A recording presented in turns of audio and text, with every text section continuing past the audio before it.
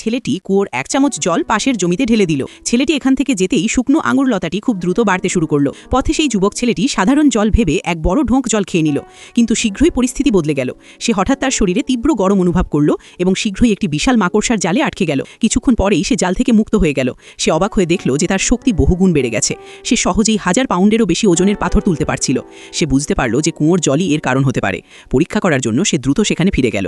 সে অবাক হয়ে দেখল যে কুয়োর ওপরে বড় বড় আঙুর ফলছে। খুশি হয়ে সে একটা আঙুর ছিঁড়ে খেল এবং স্বাদ নিল। সেটা খুব সুগন্ধযুক্ত ছিল এবং ছেলেটি নিমেষেই সতেজ অনুভব করল। সে ভাবল এগুলো বাজারে বিক্রি করলে সে অনেক ধনী হতে পারবে। তাই সে দ্রুত কিছু আঙুর সংগ্রহ করল এবং বাজারের দিকে রওনা দিল। প্রথমে লোকেরা ভাবল ঝুড়ি প্রতি $80 সস্তা, কিন্তু তারা অবাক হয়ে গেল যখন জানল ছেলেটি প্রতি গুচ্ছ $80 বিক্রি করছে। লোকেরা ভাবল এত চড়া দামে ফল বিক্রি করে সে পাগল হয়ে গেছে।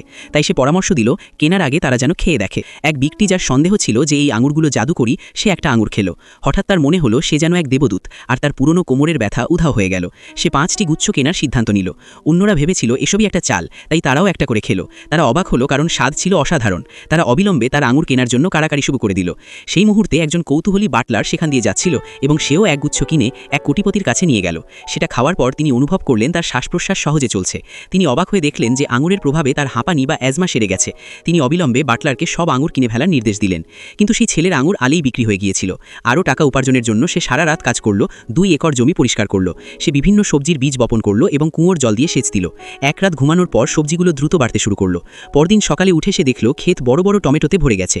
কুয়োর জলের রহস্য গোপন রাখতে সে দ্রুত টমেটো তুলল এবং বাজারে নিয়ে গেল। এবার সে সেগুলো প্রতি পাউন্ড $20 বিক্রি করল।